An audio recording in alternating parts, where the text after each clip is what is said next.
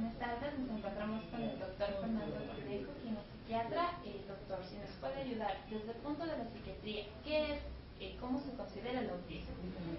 El autismo es un trastorno que se encuentra dentro de los trastornos generalizados del desarrollo y que se caracteriza por una falta de socialización en el niño, falta de comunicación y problemas en el lenguaje. Generalmente se le diagnostica en la infancia. Perfecto. Tenemos varios tipos de autismo, doctor. ¿Nos podría explicar tal vez los niveles o cuál es el más leve y cuál es el más grave? En realidad se habla de un espectro autista o de trastornos generalizados del desarrollo. Entonces, dentro de los trastornos generalizados del desarrollo encontramos al síndrome de Rett, al síndrome desintegrativo infantil y al trastorno de Asperger, que son nosologías diferentes al autismo. El autismo, como cualquier otra patología, como tal, puede tener diferentes tipos de sintomatología y diferente nivel de gravedad. Hablamos del síndrome de Asperger. Asperger. Sí, Asperger. Tal vez este es el más común. Bueno, nosotros hemos visto algunos casos donde varios de estos tienen este síndrome.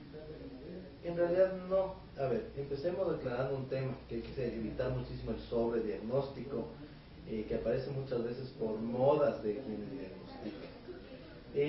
En el trastorno o los trastornos generalizados de desarrollo se encuentran, según el CDC de Estados Unidos, en 1 de cada 88 niños. Según los datos europeos, tiene una prevalencia del 1%, es decir, una prevalencia sumamente baja. Y esto es para todos los trastornos que incluyen Asperger, Rett, desintegrativo y autismo. Es decir, son muy poco comunes. En segundo lugar, dentro de todos ellos, el más común es el autismo. El Asperger más bien es sumamente poco común. Correcto. ¿Cuáles son las causas por las cuales se da este espectro autista? Las causas son desconocidas. Se habla generalmente que hay causas genéticas, ¿sí? No de una transmisión mendeliana, es decir, de un padre a un hijo, sino que existen ciertos componentes que se articulan por causas genéticas multifactoriales.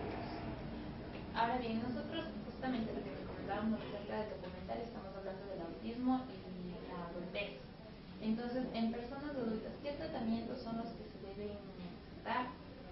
En general, el autismo tiene un tratamiento que es no farmacológico y desde la niñez debe existir o ser primordial el tema de la adaptación a la sociedad, de que el paciente que sufre de autismo pueda, de acuerdo a la gravedad de la patología, irse adaptando al medio. Entonces aquí es importante cómo funciona un equipo multidisciplinario de psicólogos, psiquiatras, trabajadores sociales, y pues musicoterapeutas, laboterapeutas. Es decir, buscamos siempre que exista una integración a la sociedad y en esto hay que generarle capacidades a la persona que sufre trastorno autista.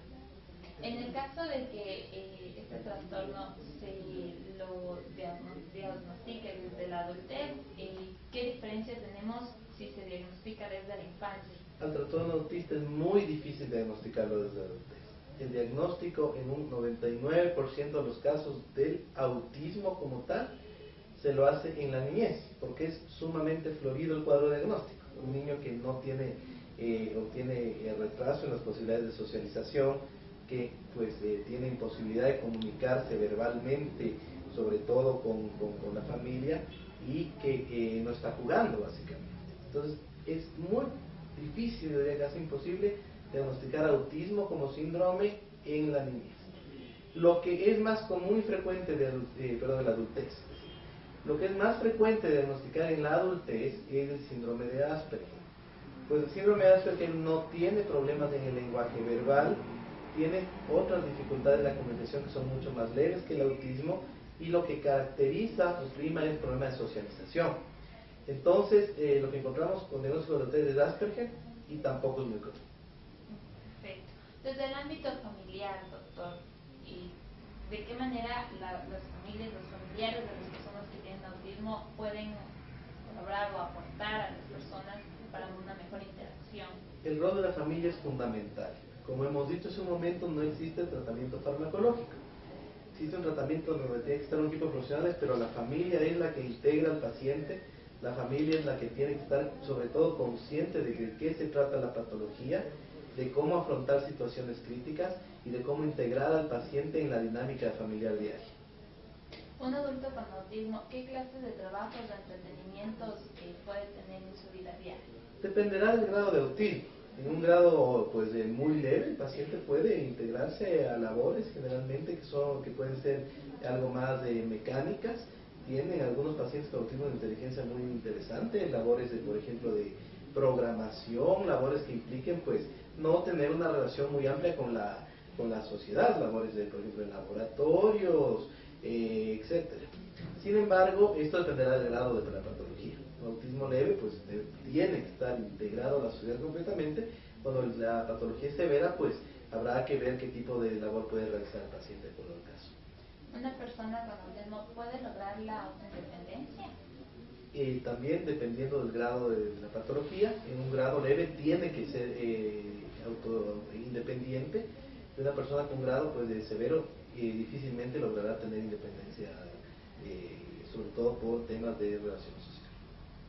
Supongo que en general la clase de autismo o el nivel que se tenga siempre tiene algo de problemas hacia la persona que tiene. ¿Cuáles son como los problemas más generales, podríamos hablar así, de una persona que tiene autismo para interactuar con la sociedad? Básicamente la triada diagnóstica del autismo implica problemas de socialización, es decir, la dificultad de pues, integrarse al grupo más cercano y mucho más aún a grupos de no familiares para el paciente, problemas de comunicación verbal y no verbal.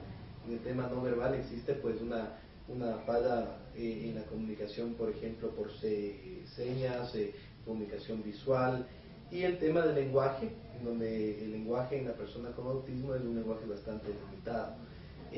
Obviamente esto se puede ir superando de a poco pues con terapia que implica acercar al paciente a grupos sociales, que implica mejorar la comunicación, hacer terapia de lenguaje, pero esos son los problemas que identifican que hay autismo. La sociedad en sí, las personas consideran que las personas con autismo son personas violentas. ¿Qué hay de cierto en esto? Ningún paciente psiquiátrico es violento. Pueden existir en algún momento síntomas que generen agresividad, pero son síntomas de la patología, como en una gripe y estornudo, ¿sí? Ningún paciente psiquiátrico per se es violento. Por eso, por ejemplo, nosotros encontramos que la mayoría de crímenes son cometidos por personas que no son pacientes psiquiátricos, la mayoría de actos violentos son cometidos por personas que no son pacientes psiquiátricos. Entonces, ese es un estigma más, pues, bueno, como parte de la patología. Pueden existir ciertas momentos de violencia, pero que además pueden ser manejados fácilmente. Listo, doctor. Hasta ahí. No le cierres para hacer lo de bendición en mí. Ya. Ya. Ya. Ahí sí me agarró un observo. Gracias. Bueno, doctor, igual, desde su punto de vista como psiquiatra, ¿qué considera acerca de esta disciplina de la fisionomía? A ver, hagamos un poquito de historia. En 1800 aproximadamente pues era muy común esta disciplina llamada frenología. La frenología hablaba que de acuerdo a las dimensiones del cerebro podían darse características psíquicas y mucho más aún, había una cierta predecibilidad.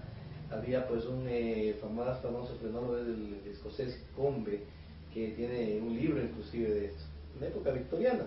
Un tema bastante controversial, no tiene demostración científica, ha sido demostrado que no hay pues ninguna correlación entre el tamaño del cerebro, en el caso de los frenólogos, el tamaño de la cabeza, más bien dicho, y la forma de la cabeza y la conducta. Es considerada una pseudociencia.